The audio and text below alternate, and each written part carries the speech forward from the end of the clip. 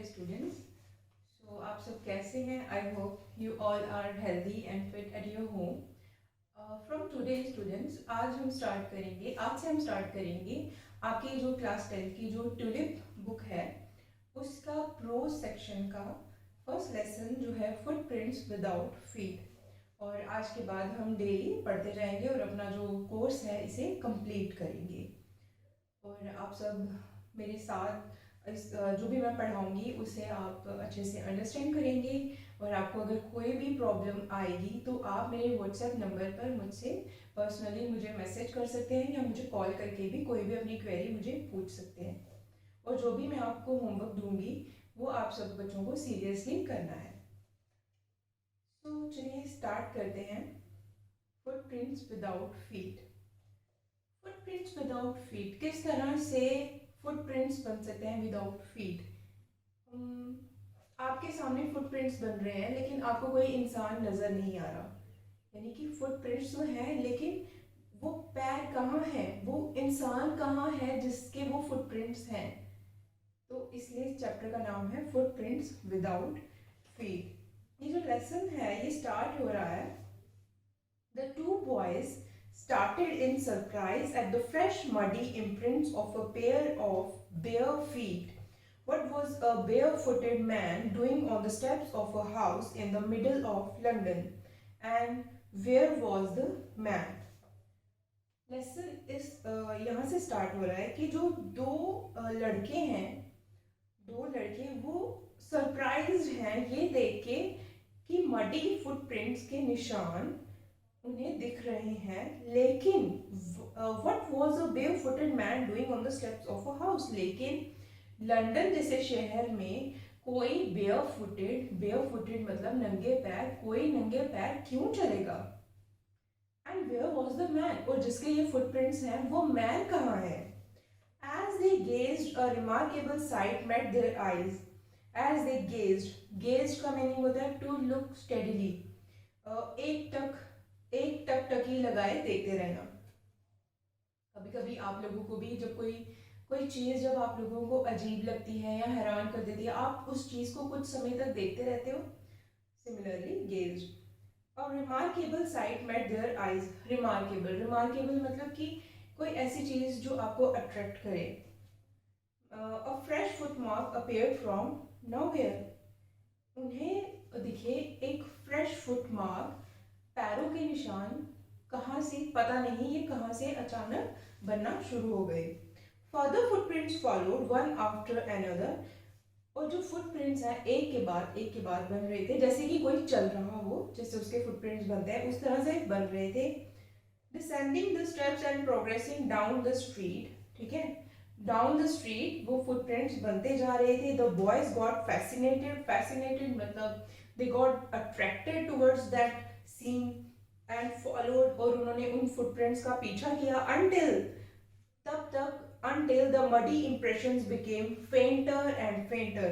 जब तक कि fainter मतलब कि जब तक वो slightly वो हल्के जब तक गायब completely नहीं हो गए तब तक वो उनका पीछा करते रहे, तब तक वो बॉयज उन फुटप्रिंट्स को फॉलो करते रहे। The explanation of the mystery was really simple enough। Mystery मतलब जिसकी कोई एक्सप्लेनेशन ना हो हमारे पास। इस मिस्ट्री की कोई एक्सप्लेनेशन नहीं थी उनके पास। द bewildered boys, bewildered का मतलब कंफ्यूज, वो बॉयज कंफ्यूज हो गए थे। विल्डरमेंट मतलब कोई कंफ्यूज कर देने वाली चीज। bewildered मतलब कंफ्यूज स्टेट में। The bewildered boys had been following a scientist who had just discovered how to make the human body transparent। अब ये जो कंफ्यूज्ड बॉयज थे ये किसको फॉलो कर रहे थे? ये फॉलो कर रहे थे फुटप्रिंट्स किसके? एक साइंटिस्ट जिसने अभी डिस्कवर किया था कि ह्यूमन बॉडी को कैसे ट्रांसपेरेंट किया जा सकता है। ट्रांसपेरेंट मतलब कि जिसके हम आर पार देख सकते हैं। ट्रांसपेरेंट जैसे एयर, क्लीन एयर, हम आसपास उसके आर पार देख सकते हैं। ग्रिफिन द साइंटिस्ट का नाम क्या है? Griffin had carried out experiment after experiment to prove that the human body could become invisible। Griffin ने एक के बाद काफी सारे एक्सपेरिमेंट्स किए थे ये प्रूव करने के लिए कि ये ह्यूमन बॉडी को हम इनविजिबल कर सकते हैं, इनविजिबल मतलब गायब।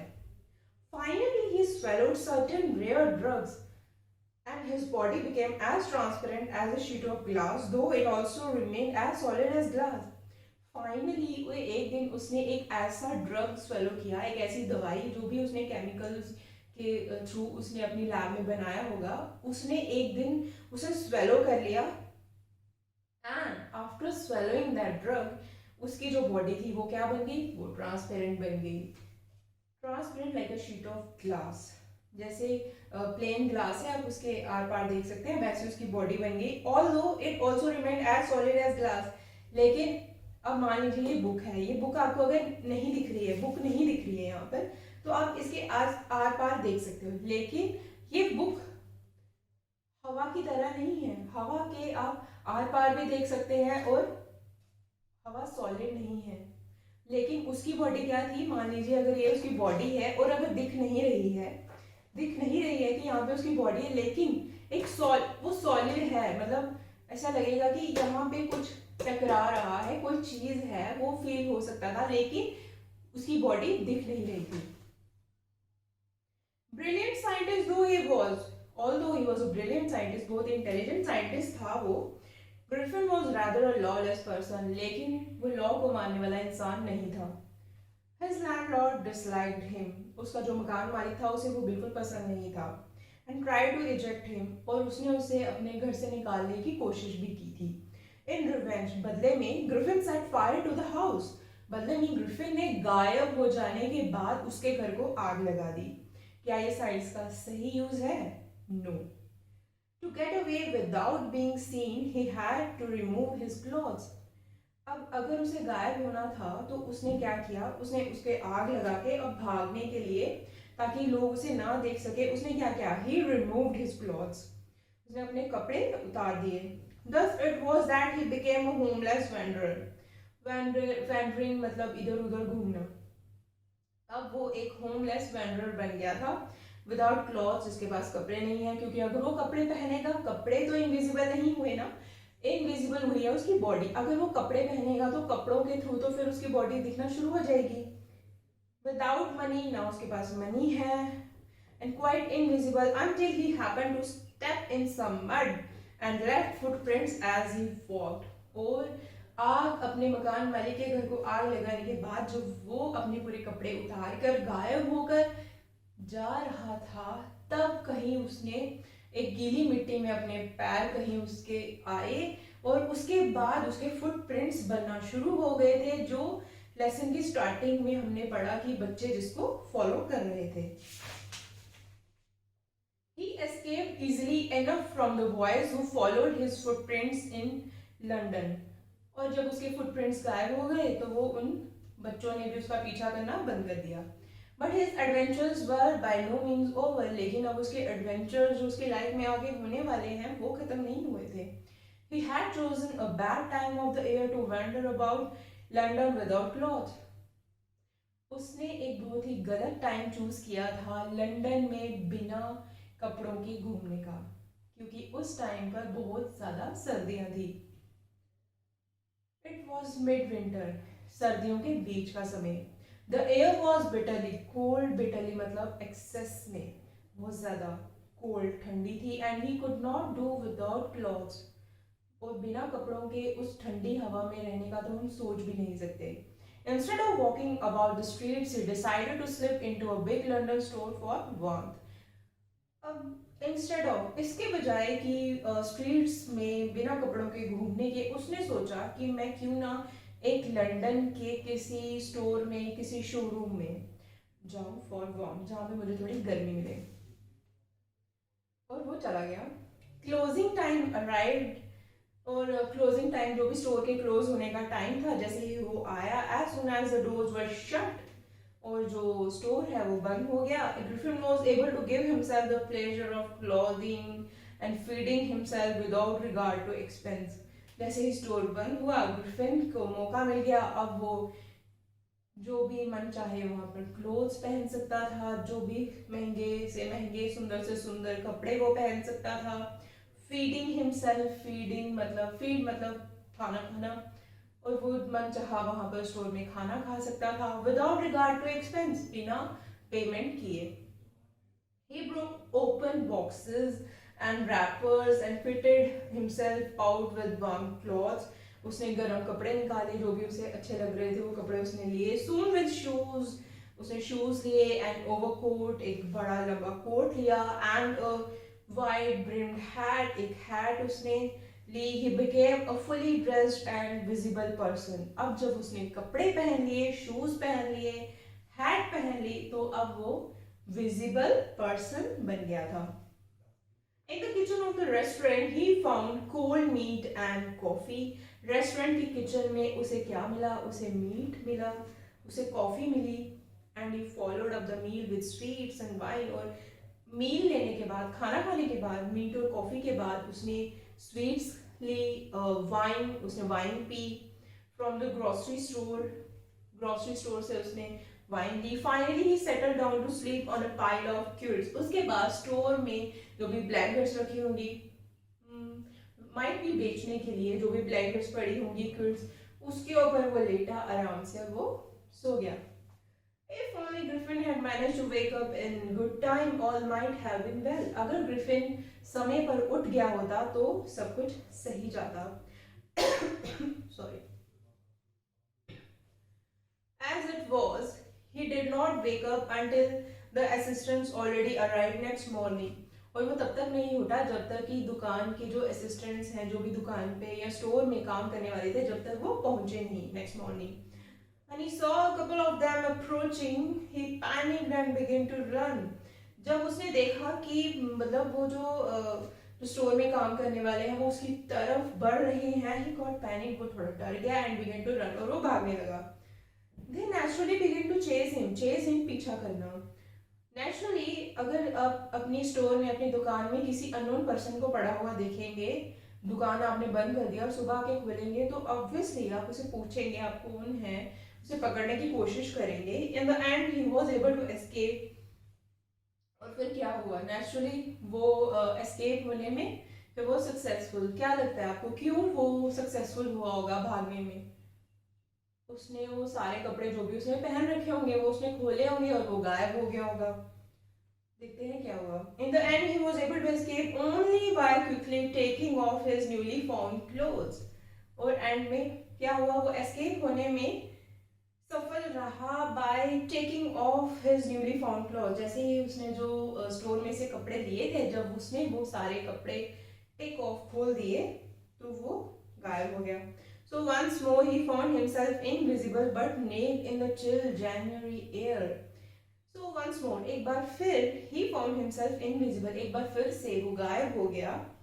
But गायब तो हुआ, invisible तो हुआ, लेकिन but naked in the chill January air.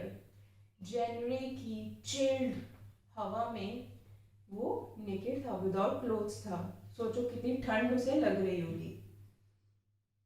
This time he decided to try the stock of a theatre company in the hope of finding not only clothes but also something that would hide the empty space above his shoulders. Shivering with cold, he hurried to Drury Lane, the center of the theatre world. अब इस बार उसने क्या सोचा? इस बार उसने सोचा कि इस बार वो किसी थिएटर कंपनी या किसी नाटक कंपनी में जाएगा जहाँ उसके स्टॉक को चेक करेगा, वहां पर जो कपड़े होंगे वो पहनेगा। क्योंकि जैसे जैसे मान लो हमारे हिंदू रिलीजन में क्या होता है, रामलीला होती है। रामलीला में क्या होता है, उनके लिए जैसे मुकुट होते हैं, उनके लिए बड़ी बड़ी मूछें या दाढ़ी होती है, कपड़े होते हैं उनके। वैसे ही वहाँ का जो थिएटर होगा, जो भी लंदन का, उसने सोचा कि वो वहाँ जाएगा क्योंकि वहाँ पर उसे हैट मिलेगी, वहाँ पर उसे दाढ़ी मिल जाएगी, वहाँ पर उसे मूछें मिल जाएंगी, वहाँ पर उसे बिग गॉगल्स मिल जाएंगे, सनग्लासेस मिल जाएंगे, टाई या वो कोट, शूज, सब कुछ मिल जाएगा जिससे उसका एटलीस्ट वो पूरा का पूरा अपनी बॉडी को कवर कर सकता है ताकि वो इनविजिबल से विजिबल नजर आए। He soon found a suitable shop. He made his way invisible upstairs and came out a little later. अब क्या हुआ? Soon, कुछ ही देर में उसे एक सुटेबल शॉप मिल गई। He made his way invisible upstairs, invisible ही गायब, मतलब जो वो नहीं दिख रहा था वो गया उस स्टोर के अंदर, सीढ़ियाँ चढ़ी, कुछ देर के बाद वो आया with a out little letter wearing bandages. उसने क्या क्या फिर पहना था? बैंडेजेस राउंड हिज फोरहेड, अपनी माथे को उसने पट्टी से कवर किया था। डार्क ग्लासेस, ये वाला जो पोर्शन है ये उसने डार्क ग्लासेस उसने पहन लिए थे, काला चश्मा उसने पहन लिया था। फॉल्स नोज, नकली नाक लगा ली थी। बिग बुशी साइड विस्कर्स, यहाँ पर उसने विस्कर्स मूछें लगा ली थी। एंड अ लार्ज हैट, एक हैट पहन ली थी उसने, ताकि अब वो इनविजिबल ना नजर आए। लेकिन इनविजिबल तो वो नजर नहीं आ रहा था, लेकिन वो थोड़ा अजीब जरूर लग रहा था।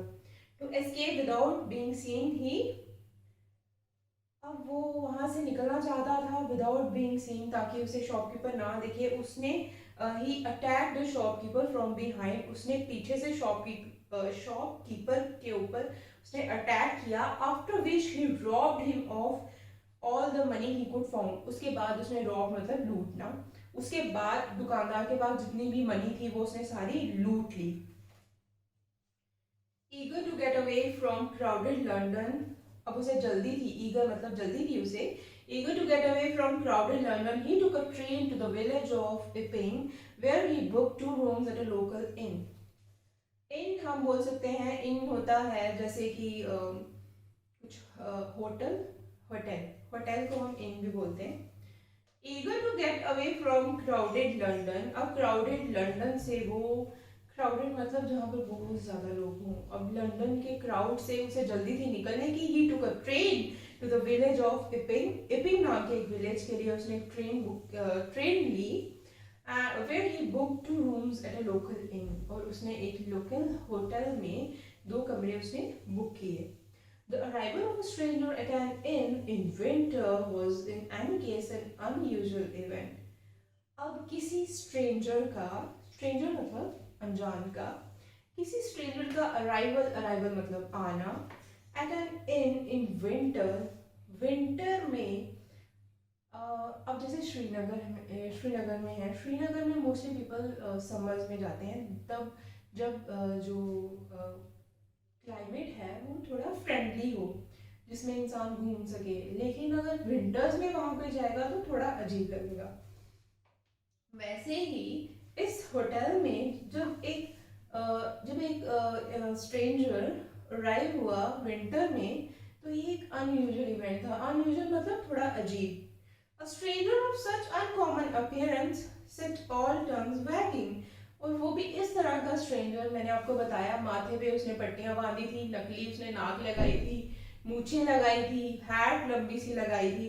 तो ये इस तरह का इंसान आना और भी स्ट्रेंज था। एक तो जिस मौसम में वो आया था वो स्ट्रेंज था, क्योंकि उस मौसम में वहां पर उस होटल में यूजुअली लोग नहीं आते थे, लेकिन ये वहां पर आया, और उसके बाद इसकी जो लुक्स थी वो भी बहुत अजीब थी। Mrs. Hall, the landlord's wife, made every effort to be friendly.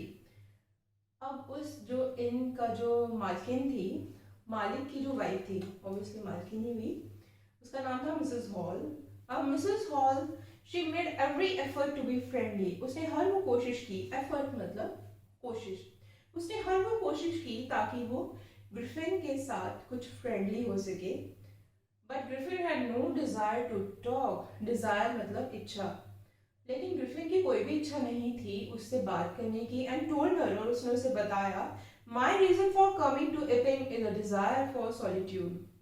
My reason, reason मतलब कारण, मेरा कारण यहाँ आने का सिर्फ यही है कि मुझे कुछ अकेलापन और शांति चाहिए। I do not wish to be disturb in my work, मुझे अपने वर्क में डिस्टर्ब होना पसंद नहीं है। Besides, an accident has affected my face, और उसने अपने फेस के लिए खुद ही उसे एक्सप्लेनेशन दे दी कि एक एक्सीडेंट हुआ था, उसकी वजह से मेरा चेहरा थोड़ा खराब हो गया है। Satisfied that her guest was an eccentric scientist, and in view of the fact that he had paid her in advance, Mrs. Hall was prepared to excuse his strange habits and irritable temper. अब Mrs hall को क्या था, Mrs hall को उसका advance मिल गया था, उसने advance में कुछ पेमेंट कर दी थी। मिसेस हॉल को लगा ठीक है पैसे भी आ रहे हैं तो कोई बात नहीं। इसकी स्ट्रेंज हैबिट्स, इसकी अजीब हैबिट्स और इसका जो इरिटेबल टेम्पर है, जो ये शॉर्ट टेम्पर्ड है, जल्दी गुस्सा करने वाला इंसान है, कोई बात नहीं। उसने इस चीज़ को उसको माफ़ कर दिया और उसने सोचा ठीक है रहने देती हूँ। But the stolen money did not last long. लेकिन ग्रिफिन ने वो जो शॉपकीपर से मनी चुराई थी, जो उसे रॉब किया था दुकान से निकलते टाइम, अब वो कितनी देर चलती, ज़्यादा देर तक चलती नहीं। Presently Griffin had to admit that he had no more ready cash। और फिर उसने बताया उसे मिसेस हॉल को कि अब उसके पास और कैश नहीं है। He pretended however that he was expecting a check to arrive at any moment। लेकिन उसने उसे क्या बताया कि वो एक चेक एक्सपेक्ट कर रहा है कि कोई उसे चेक भेजने वाला है, चेक के थ्रू से पैसे आने वाले हैं और वो अराइव मतलब वो चेक उसके पास पहुंच सकता है एनी मोमेंट, समय, किसी भी समय में। एट एनी मोमेंट मतलब किसी भी समय में। Shortly afterwards a curious episode occurred. कुछ देर बाद बड़ा ही क्यूरियस, बड़ा ही अजीब एक एपिसोड हुआ। Very early in the morning, सुबह अर्ली, सुबह जल्दी मॉर्निंग के समय में क्या हुआ, अ क्लर्जी मैन हुआ जैसे कि प्रीस्ट होता है, पुजारी होता है, मतलब जो रिलीजियस एक्टिविटीज करे। तो वहाँ का जो क्लर्जी मैन था, जो भी मतलब रिलीजियस एक पर्सन था, and his wife were awakened by noises in the study. उनके स्टडी रूम से कुछ आवाजें आ रही थी, उसकी वजह से वो उठ गए। कौन? क्लर्जी मैन और उसकी wife. Creeping downstairs, they heard the chink of money being taken from the clergyman's desk। उन्होंने जब वो सीढ़ियां उतर रहे थे, उन्होंने सुना, क्या सुना? चिंक ऑफ मनी, चिल्लर्स की जो आवाज होती है, टन टन टन टन, तो जो भी आवाज होती है उसकी आवाज को बोलते हैं चिंक। उन्होंने मनी की चिंक को सुना, being taken from the clergyman's desk. उनके डेस्क से कोई चुरा रहा था पैसे और उसकी आवाज आ रही थी। Without making any noise and with a poker, बिना कोई आवाज किए, विद अ पोकर। पोकर होती है एक लंबी सी रॉड होती है जिससे मतलब आप आग जब जलाते हैं तो आग को ठीक करने के लिए, लकड़ियां ऊपर नीचे या कोयले ठीक करने के लिए एक लंबी सी रॉड होती है, उसको बोलते हैं poker.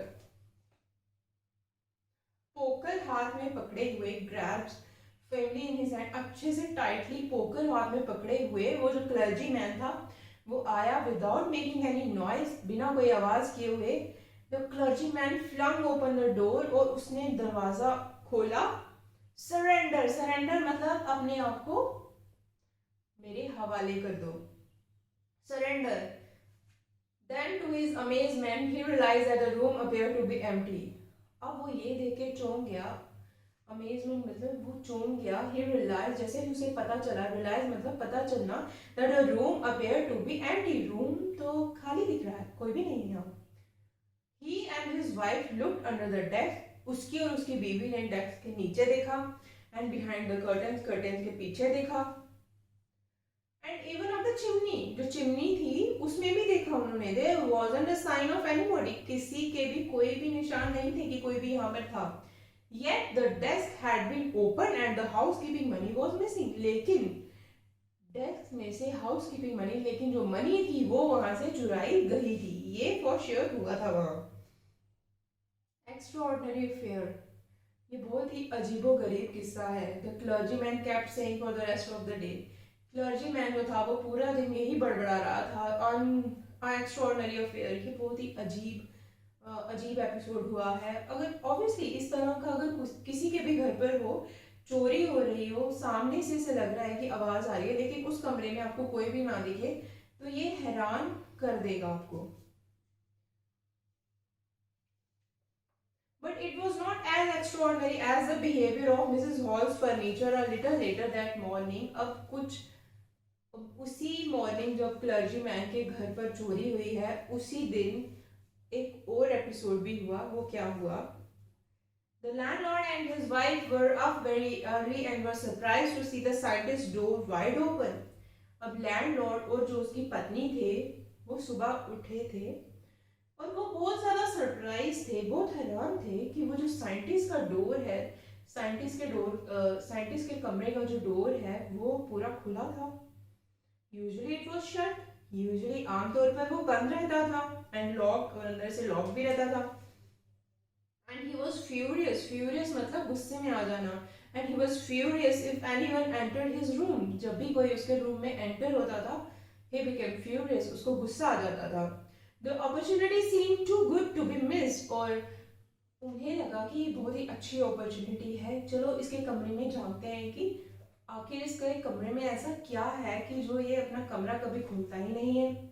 They peeped round the door, they peeped मतलब झांकना, उन्होंने झांका। They peeped round the door, saw nobody, किसी को भी नहीं देखा उन्होंने कमरे में, and decided to investigate, उन्होंने देखा कि चलो इन्वेस्टिगेट करते हैं, चलो जांच पड़ताल करते हैं कि ऐसा क्या है इसके कमरे में। The bed clothes were cold, और बेड के ऊपर जो कपड़े पड़े थे या जो बेडशीट थी वो ठंडी थी। Showing that the scientist must have been up for some time, इसका मतलब कि साइंटिस्ट जो है वो यहाँ पर नहीं है। And stranger still the clothes and bandages that he always wore were lying about the room, और जो भी कपड़े वो हमेशा पहने रखता है, जो बैंडेजेस उसके माथे पर होती हैं, वो भी खुली पड़ी थी उसके रूम में। All of a sudden Mrs. Hall heard a sniff close to her ear. All of a sudden, sudden मतलब अचानक। Mrs. Hall ने सुना a sniff close to her ear, उसके कान के पास किसी की सांस की आवाज आई। A moment later, the hat on the bedpost leapt up and dashed itself into her face, और कुछ देर के बाद क्या हुआ, जो हैट उसकी पड़ी थी वो हवा में उठी और सीधा मिसेस हॉल के मुंह पे जाकर लगी। Then the bedroom chair became alive, जो बेडरूम में चेयर थी, जो रॉकिंग चेयर थी, जैसे आपने पुरानी मूवीज में देखा होगा, ठीक है, जो टू एंड फ्रो मूव करती है, और जो वो रॉकिंग चेयर थी वो अलाइव मतलब वो मूव करना स्टार्ट हो गई, springing into the air. It charge straight at her legs foremost, अब वो चेयर भी उठी, वो भी मिसेस हॉल को मारने की तरफ बढ़ी।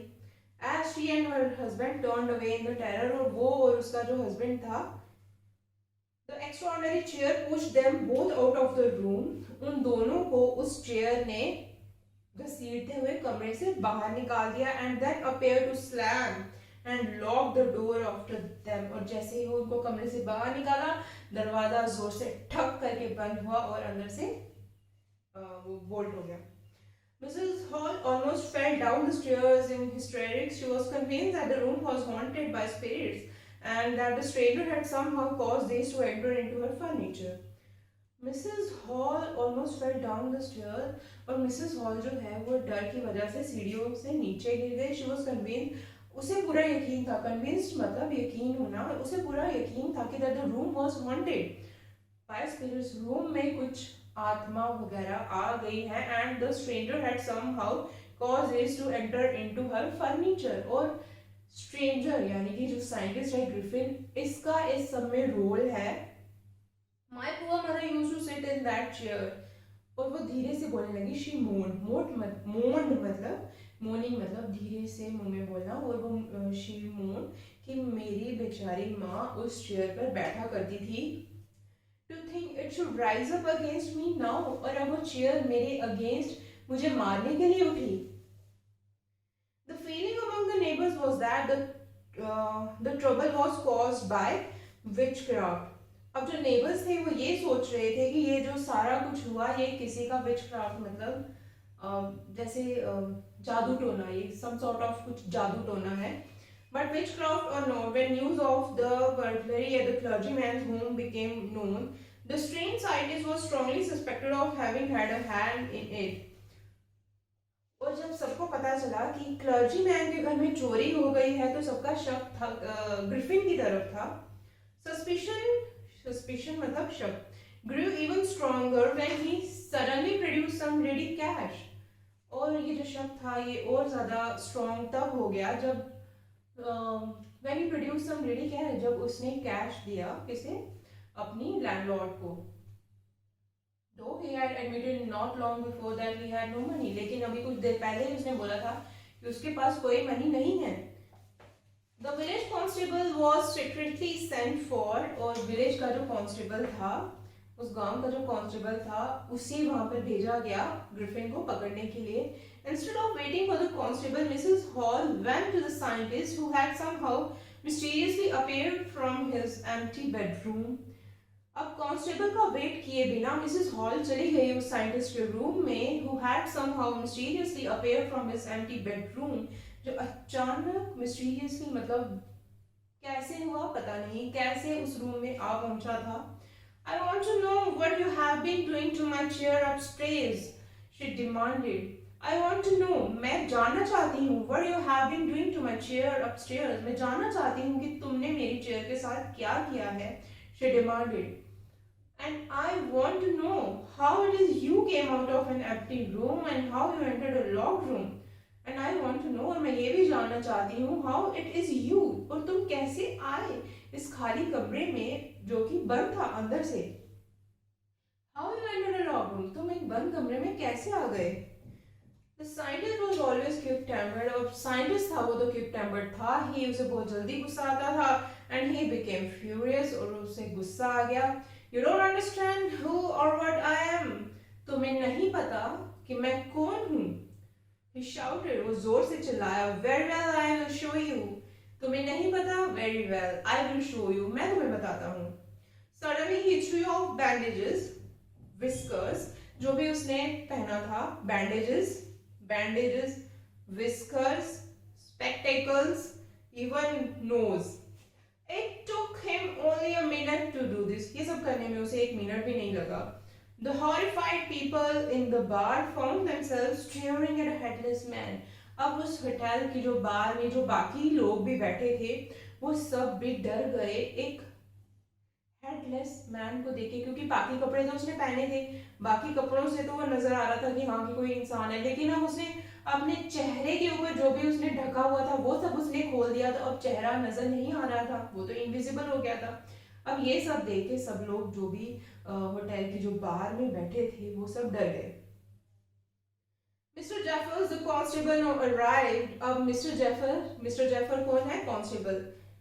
Now arrived, वो जैसे ही पहुंचा and was quite surprised to find that he had to arrest a man without a head. अब वो बहुत ज्यादा सरप्राइज था कि उसे एक ऐसे आदमी को अरेस्ट करना है जिसका हेड ही नहीं है. But Jeffers was not easily prevented from doing his duty. लेकिन जेफर्स जो था वो अपनी ड्यूटी के लिए बहुत ही ईमानदार था. If a magistrate's warrant ordered a person arrest, then that person had to be arrested with or without his head. उसने सोचा कि अगर मैजिस्ट्रेट यानी कि जज का जो भी मैजिस्ट्रेट जो भी जिसने भी ये वारंट इशू किया है, अगर उसका ऑर्डर है इस पर्सन को अरेस्ट करने के लिए, तो फिर वो पर्सन को अरेस्ट करना ही है, चाहे उसका हेड है चाहे नहीं है. There followed a remarkable scene as the policeman tried to get hold of a man who was becoming more and more invisible as he threw off one garment after another. Garment मतलब कपड़े. अब एक और remarkable scene होने जा रहा था कि जैसे ही पुलिसमैन उसे पकड़ने की कोशिश कर रहा था, क्या हो रहा था, वो जो इंसान है जिसको वो पकड़ने की कोशिश कर रहा है वो धीरे धीरे गायब हो रहा है. ऑब्वियसली अगर वो जैसे अपनी शर्ट खोलेगा तो उसका ऊपर वाला हिस्सा गायब हो रहा था. धीरे धीरे वो अपने कपड़े खोल रहा था और वो धीरे धीरे गायब हो रहा था. Finally, his shirt flew into the air and the constable found himself struggling with someone he could not see at all. अब जब उसने सारे कपड़े खोल दिए थे अपने, अब वो he was completely invisible, अब वो नहीं दिख रहा था. अब उसने अटैक किया किस पे? कांस्टेबल पे. अब वो ऑब्वियसली अगर आपको कोई चीज अटैक कर रही है और आपको नहीं पता चल रहा कि ये अटैक आपको कहाँ से आ रहा है, क्या आप अपना डिफेंस कर पाओगे? आपको क्या पता कि आपने अपने आप को कहाँ से बचाना है और जो आपको मार रहा है उसे आपने कहाँ पे हिट करना है. तो यही अब पुलिस कांस्टेबल के साथ हो रहा था. Some people tried to help him. कुछ लोगों ने उसकी मदद करने की कोशिश भी की, but found themselves hit by blows that seemed to be come from nowhere. कुछ जो लोगों ने भी उसकी मदद करने की कोशिश की, वो लोग भी उनको भी उसने मारा जो जहां पर उनको भी पता नहीं चल रहा था कि ये कौन कहां से आकर उन्हें मार रहा है. In the end, Jeffers was knocked unconscious as he made a last attempt to hold on to the unseen scientist. और एंड में जेफर्स जो था, जो कांस्टेबल था, ग्रिफिन जो साइंटिस्ट था, जो इनविजिबल हो गया था, उसने जेफर जो कि कांस्टेबल था उसको इतना मारा कि वो अनकॉन्शियस, वो बेहोश हो गया। There were nervous, excited cries of hold him, but this was easier said than done. और जो नर्वस, जो डरे हुए जो लोग थे वो क्या बोल रहे थे, होल्ड हिम, पकड़ो उसे। But this was easier said than done, लेकिन ये सिर्फ बोलना आसान था, करना बहुत ही मुश्किल था। Griffin had shaken himself free, अब ग्रिफिन ने अपने आप को फ्री कर लिया था। And no one knew where to lay hands on him, अब जो भी वहां पर हॉल में लोग प्रेजेंट थे, अब उन्हें नहीं पता था कि अब कहाँ है, किसको पकड़ना है। और ग्रिफिन एक बार फिर से भागने में सफल हो गया था। तो आज हमने इस चैप्टर को रीड किया। मैं चाहती हूँ कि आप लोग, जब मैं इसको रीड कर रही थी, आप भी अपनी बुक खोलें और जिस वर्ड को मैंने मीनिंग बताया है उस वर्ड को अंडरलाइन करके आप लोग इसका मीनिंग लिख लो। और जो वर्ड्स के मैंने मीनिंग बताए हैं उनका आप सेंटेंस फॉर्मेशन करो और फिर आप मेरे व्हाट्सएप नंबर पे मुझे अपना होमवर्क सेंड करो, मैं चेक करूंगी और फिर उसके बाद मैं आपको आपकी जो मिस्टेक्स होंगी वो मैं आपको बताऊंगी। और जैसे जैसे मैंने रीडिंग की है, आप अपनी बुक को भी खोलकर लाइन बाय लाइन वैसे ही मेरे साथ साथ रीड करेंगे और उससे आपको क्या होगा, आपकी जो प्रोनाउंसिएशन है वो आप अपनी प्रोनाउंसिएशन को सही करोगे। और चाहे तो आप अपनी रीडिंग की शॉर्ट ऑडियोज बना के भी मुझे सेंड कर सकते हो, मैं आपको जो भी मिस्टेक्स होंगी मैं उसको करेक्ट करूंगी। और कोई भी अगर कुछ भी चीज़ समझ में नहीं आए, कुछ भी चीज़ अगर आप चाहते हो कि मैं आपको रिपीट करूं, तो आप मेरे व्हाट्सएप नंबर पर मुझे अपनी क्वेरीज लिखकर मुझे भेज सकते हो। So that's it for today, आज के लिए इतना ही। और कल हम लोग एक बार इसकी शॉर्ट समरी फिर से पढ़ेंगे और उसके बाद हम लोग इसके टेक्स्ट बुक क्वेश्चंस करेंगे। Okay students, thank you.